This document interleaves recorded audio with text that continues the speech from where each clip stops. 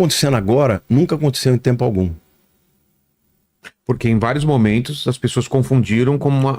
Não, a história tem um monte de gente que marcou data. Holocausto, agora ou Jesus volta? Primeira Guerra Mundial, talvez também... Não, Hitler... Peste Negra... Tudo. Sempre as pessoas interpretavam. Mas o que faltava... O que é diferente agora? Bom, em primeiro lugar, eu quero dizer que existe uma doutrina chamada da iminência.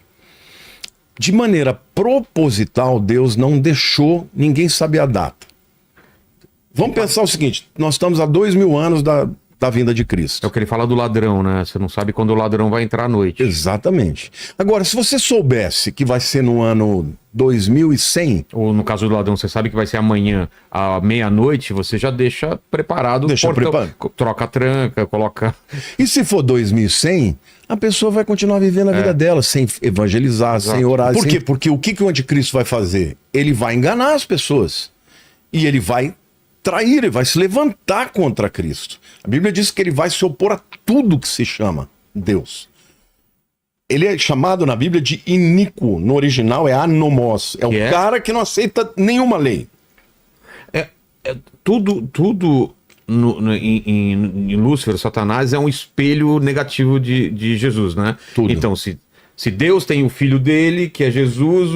A trindade de Deus. Pai, Filho, Espírito Santo. E qual é do Satanás? Satanás é o antideus. O anticristo é o anti... É o filho. É o anti-Jesus. Espírito Santo. Falso profeta. O falso profeta significa... Ele é o antagonista do Espírito Santo. Por quê? Porque o Espírito Santo, ele aponta para Jesus, diz... Ele convence o mundo do pecado, da justiça. O Espírito Santo é a presença de Jesus. O Espírito Santo é o Deus Espírito, né? Ele é um ser único. Tá. Ele não é uma força, não é um vento, ele é o Deus Espírito. Só que o papel dele é apontar para o mundo e dizer: Jesus é o Messias. É o caminho. O falso profeta, como diz Apocalipse 13, ele vai apontar para o anticristo e vai dizer, ele é o Messias. Então, Satanás, ele é um imitador. Tudo que Deus é, ele quer ser. Obviamente, ele não consegue. Mas ele cria o engano. E o engano é aquela... Você já viu uma imitação de um relógio? Eu não conheço muito de relógio, mas se uma pessoa me der um relógio dizendo que é um Rolex, eu acredito. Você acredita? Você não vê a diferença. Não vejo a diferença. E muita gente vai cair nesse engano. Muita gente vai cair nesse engano. Então, e a Bíblia fala, a gente vai mostrar essas profecias depois, né? A Bíblia fala dessa invasão demoníaca. Eu queria ler para você um texto de Daniel, capítulo 8, de 23 a 25, que diz assim. Isso aqui é muito revelador. No final do seu reinado, está falando do reinado do anticristo, quando os prevaricadores acabarem, o que significa isso? Quando ele já tiver vencido todos os adversários. Levantar-se-á um rei de feroz catadura, um cara brabo, entendeu? E especialista em intrigas. O anticristo vai ser um grande político de... Negociador, mas brabo. Olha o Trump aí. Não. Sei lá, né? Tô falando isso, não. Aí o que ele diz? Grande é o seu poder, mas não por sua própria força. Ele vai ser alimentado pelo diabo. E quando você vai para o livro de Apocalipse, você sabe que ele vai ter uma ferida mortal na cabeça e ele vai morrer. Ou pelo menos o anticristo, ou pelo menos parecer que morreu. Em algum momento. Para imitar Jesus que morreu e ressuscitou. Só que quando ele levanta, não é mais ele, é o diabo que entrou nele. Entendeu? Jesus era cheio do Espírito Santo. Ao contrário de Jesus, que nasceu de uma virgem, é Deus feito em carne, o anticristo não é o mesmo processo. Ele não vai nascer... Não, ele vai nascer de um... É um ser humano normal. Não existe um outro caso de alguém que tenha nascido no mundo sem a intervenção de um homem e de uma mulher. Só o caso de Jesus, né? Então, o texto diz que grande é o seu poder, mas não por sua própria força. Causará estupendas destruições, prosperará e fará o que lhe aprouver. Destruirá os poderosos e o povo santo.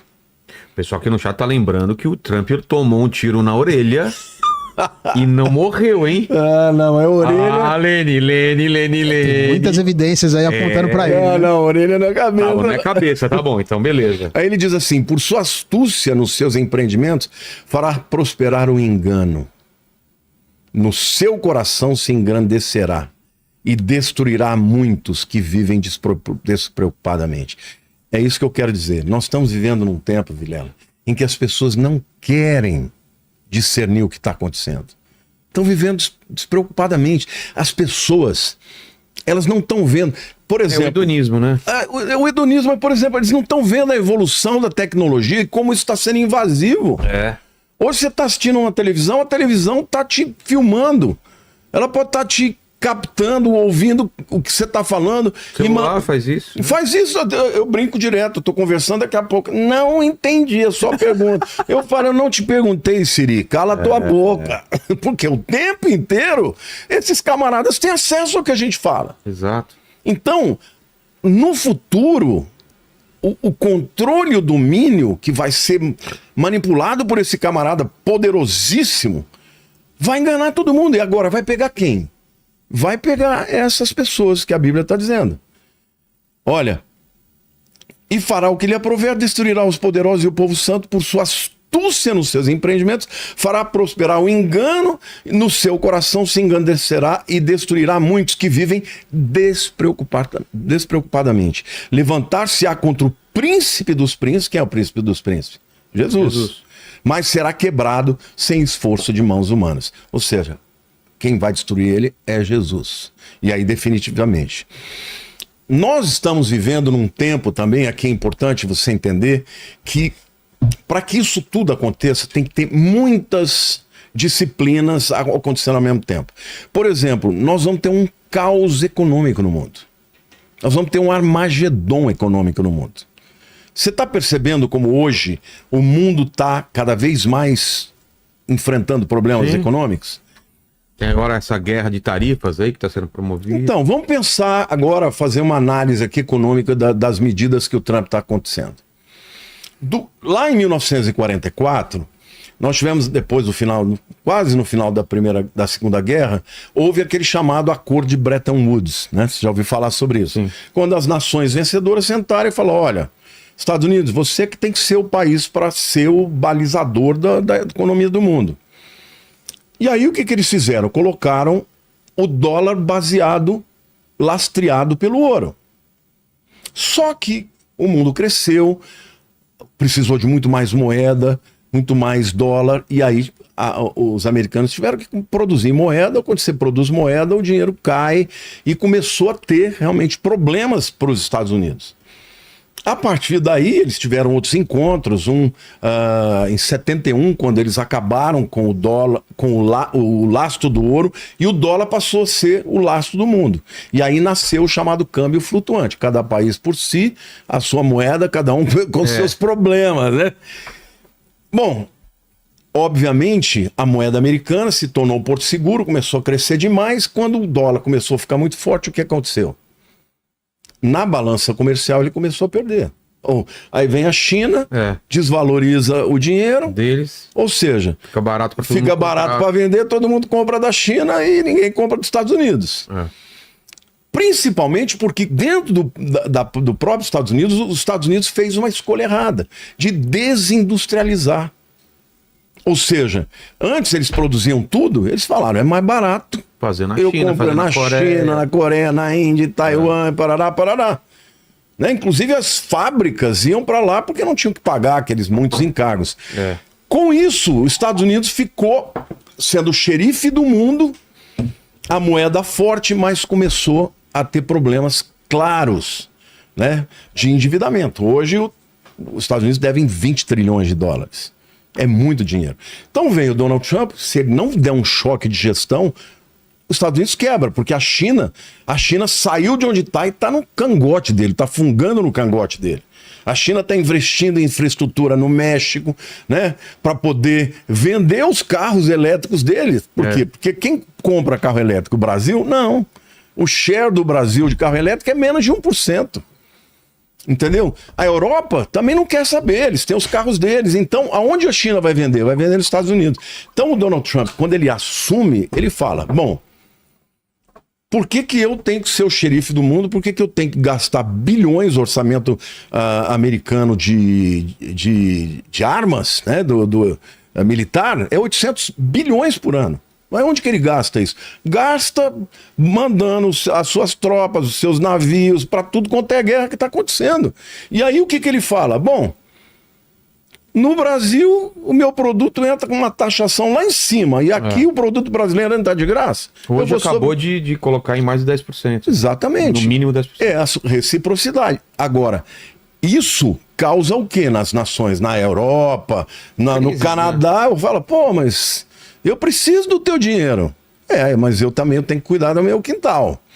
Então, hoje, essa atitude do Donald Trump, ela pode acontecer duas coisas. Ou ele realmente vai trazer os Estados Unidos para uma saúde financeira para poder enfrentar, né, o mundo, o novo mundo, porque eles ainda têm disparado o maior arsenal bélico de bombas, de tudo quanto é armas de tecnologia, ou seja, o segundo lugar que a Rússia é tudo obsoleta, não dá nem para começar, mas o problema financeiro dele tem que ser resolvido. Agora, no momento em que ele diz, eu não vou ser mais o pai de todo mundo, os caras falam, então tá bom, eu vou procurar outro pai.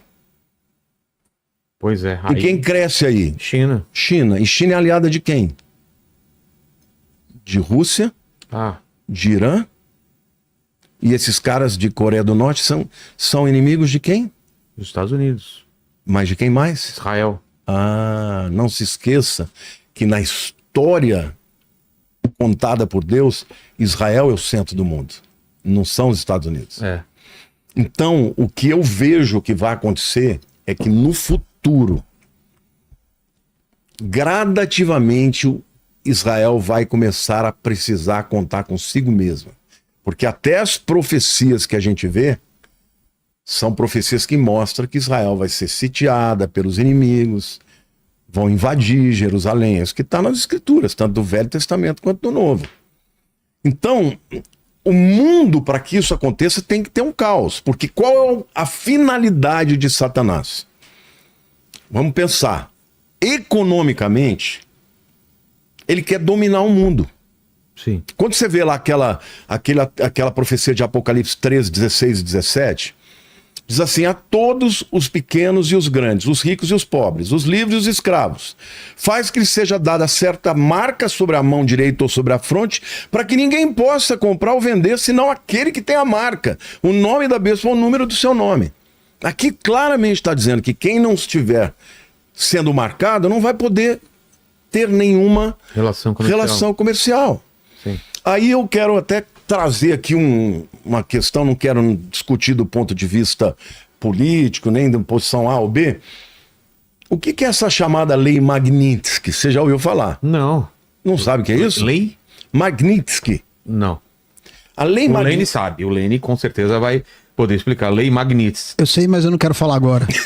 Melhor não gastar. Melhor não gastar. O pastor também sei. Vamos deixar ele explicar. No governo do Barack Obama, aprovou uma lei dizendo o seguinte, que qualquer indivíduo que tenha uma atitude contrária à democracia, à liberdade de expressão, ou que interfira em algum cidadão americano ou alguma empresa americana, esse indivíduo vai ser sancionado pela Lei Magnitsky, que diz o seguinte, basicamente a morte econômica.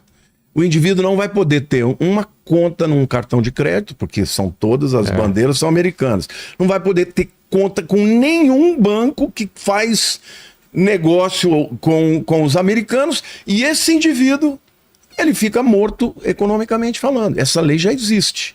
Algumas nações já receberam sanção das nações não democráticas, como, por exemplo, Venezuela e pessoas mais. Hoje, eles estão falando que o Trump vai pôr sanção aqui no Brasil com algumas pessoas que estão indo contra a liberdade de expressão. Não posso nem falar o nome, né? Não quero nem falar. Agora, sabe o que eu fiquei pensando? As pessoas estão torcendo para que isso aconteça, Mas é exatamente isso que vai acontecer na época do anticristo. É. Se você não tiver dentro do sistema que eles estão dizendo que tem que ser assim ou tem que ser assado, eles vão te cancelar. Você já pensou? Você não poder comprar nada, você não poder vender, você não poder ter um cartão de crédito. Até porque nesse tempo não vai mais ter moeda papel, vai ser moeda eletrônica, digital. Pois é. A moeda única. Então, assim, ele gera o caos mundial. E ele gera o caos mundial para que ele traga a solução.